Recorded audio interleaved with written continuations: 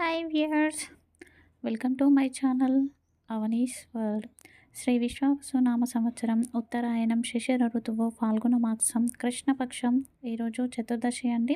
మంగళవారం శతభిష నక్షత్రం. శతభిష నక్షత్రం వరుణ నక్షత్రం అండి. వరుణుడు జలతత్వానికి అధిపతి, అలాగే క్రిమి కీటకాలకు కూడా అధిపతి.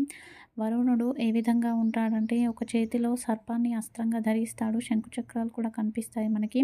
అదేవిధంగా అతని చేతిలో ఒక కంచంలో రత్నాలు ఉంటాయి అండి. వరుణుని యొక్క వాహనం మొసలి. సో ఈయన కోపాన్ని తగ్గించి మనకి జ్ఞానాన్ని పెంచుతూ ఉంటాడు. ఓం వరుణాయ నమః, ఓం వరుణాయ నమః, ఓం వరుణాయ నమః. అందరూ కూడా ఈ నామాన్ని ఈరోజు చక్కగా జపించండి. ఈరోజు మంచి మాట. దీపం వెలుగుతూ వెలుగుతూ తనను తను కాల్చుకొని కొండెక్కుతూ ఉంటుంది. ఇక సముద్రం లోపల లావా కూడా ఉంటుంది కదండి, అగ్నిపర్వతాలు. అది కూడా లావాను వదిలి వదిలి వేడితో ఉండి తర్వాత చల్లబడిపోతాయి.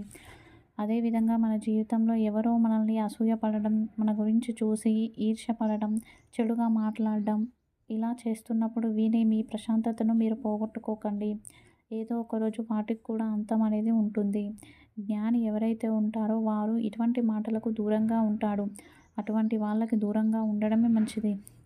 మనం టీవీ చూస్తాము, టీవీలో ఏదో వచ్చిందని చెప్పేసి బాధాకరమైన సన్నివేశాన్ని చూసి బాధపడి ఏడ్చి తలనొప్పి తెచ్చుకుంటే అది మన తప్పే కదండి. ఎందుకంటే టీవీ రిమోట్ మన చేతిలోనే ఉంటుంది. ఆ బాధాకర సన్నివేశాన్ని చూడే బదులు హాయిగా ఉండే సన్నివేశాన్ని చూడొచ్చు కదా. అది మీ చేతిలోనే ఉంటుంది. అదేవిధంగా ఇతరుల మాటలు మీరు విని మీరు బాధపడే కన్నా అటువంటి వ్యక్తిత్వానికి దూరంగా ఉండడం మంచిది. దీనికి ఒక చిన్న కథ చెప్తాను అండి. ఒక కుటుంబం ఉంటుంది, అన్న తమ్ములు ఉంటారు. ఇక పెళ్ళిళ్ళు చేసుకుంటారు. ఇక గొడవలు అయ్యి విడిపోదామనుకుంటారు. అప్పుడు తమ్ముడు ఉండి, అన్నయ్య మనం బయటకు వెళ్ళిపోతే ఊళ్ళో వాళ్ళందరూ ఏమనుకుంటారు, నువ్వు ఇక్కడే ఉండి ఇంట్లోనే ఉండి వ్యవసాయం చేసుకో, నేను పట్టణానికి వెళ్ళి ఉద్యోగం చేసుకుంటాను అని చెప్తాడు. సరే అని తమ్ముడు భార్యను తీసుకొని అక్కడికి వెళ్ళి సంపాదించిన సంపాదన అంతా అన్నయ్యకు పంపిస్తూ, అన్నయ్య నువ్వు పొలం కొనుక్కో, అన్నయ్య నువ్వు ఇల్లు కట్టుకోమని చెప్తూ ఉంటాడు. ఇక ఒకరోజు అన్న గృహప్రవేశానికి పిలిచినప్పుడు వెళ్తాడు. అంతలోనే తమ్ముడి భార్య అంటుంది, మీరు ప్రతి డబ్బులు వాళ్ళకు పంపిస్తున్నారు, మనకెలా అని అడిగితే, మా అన్నయ్య దేవుడు, నువ్వు అలా అనుకోకూడదు, మనల్ని తప్పకుండా మంచిగా చూసుకుంటాడు అని చెప్పేసి చెప్తాడు. ఇక గృహప్రవేశానికి ఊరికి వెళ్ళినప్పుడు జనాలందరూ వచ్చి బాగా కట్టావు, మీ తమ్మునికి ఇల్లు ఎప్పుడు కట్టిస్తావు అని అడుగుతారు. అప్పుడు అన్నయ్య మౌనంగా నిలబడతాడు.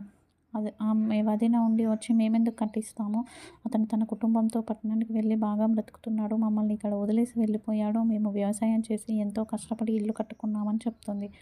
అది విన్న అన్నయ్య కూడా మౌనంగా ఉండడం చూసి తమ్ముని గుండె పగిలిపోతుంది. నేను ఇంత చేశాను, మా అన్నయ్య మౌనంగా ఉన్నాడు అని చెప్పేసి బాధపడుతూ ఉంటాడు. అతనెందుకు మౌనంగా ఉన్నాడు అంటే, తమ్ముడు పంపించిన డబ్బులతో నేను ఇక్కడ ఇల్లు కట్టుకున్నానంటే జనాలు అవమానిస్తారనే భయంతో అతను మౌనంగా ఉన్నాడు.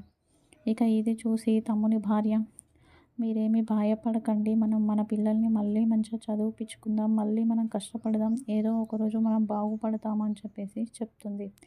అది విని ఇంకా తమ్ముడు రియలైజ్ అవుతాడు. అతి విశ్వాసం అనేది పనికిరాదు. కాలం మనిషిని ఎలా మారుస్తుందో ఎవరికీ తెలియదు. జనాలు ఎప్పుడు ఎలా నటిస్తారో కూడా తెలియదు. అందుకని చెప్పేసి మన జీవితం మనం బ్రతకాలి అని చెప్పేసి అతను రియలైజ్ అవుతాడు. చూస్తున్నారు కదండి, ఇతరుల మీద నమ్మకం పెట్టుకొని మనం ఉన్నదంతా పోగొట్టుకోకూడదు. ఇక ఈరోజు మన సంప్రదాయంలో భాగంగా రాబోయే ఉగాదికి అందరూ సూర్యోదయానికి ముందే లేచి స్నానం చేసి తోరణం కట్టిన తర్వాత దేవుని పూజ చేయండి. ఎవరైతే లేటుగా లేస్తారో వారు శాపాల పాలవుతారు, కష్టాల పాలవుతారు. ఎందుకంటే ఆ రోజు బ్రహ్మ ఆజ్ఞ ప్రకారం ప్రపంచాన్ని సృష్టించిన రోజు. సకల దేవతలు కూడా భూమిపైనకు వస్తారు. కాబట్టి ఉగాది రోజు ఉదయాన్నే స్నానం చేసి పూజ చేసుకొని ధర్మకార్యాన్ని ఆచరించండి.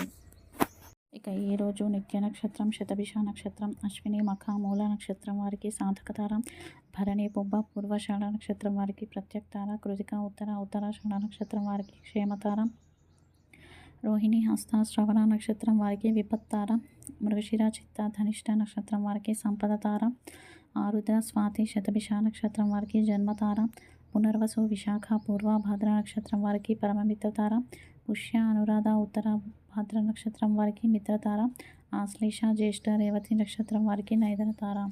ఇక ఈరోజు వాస్తు అండి.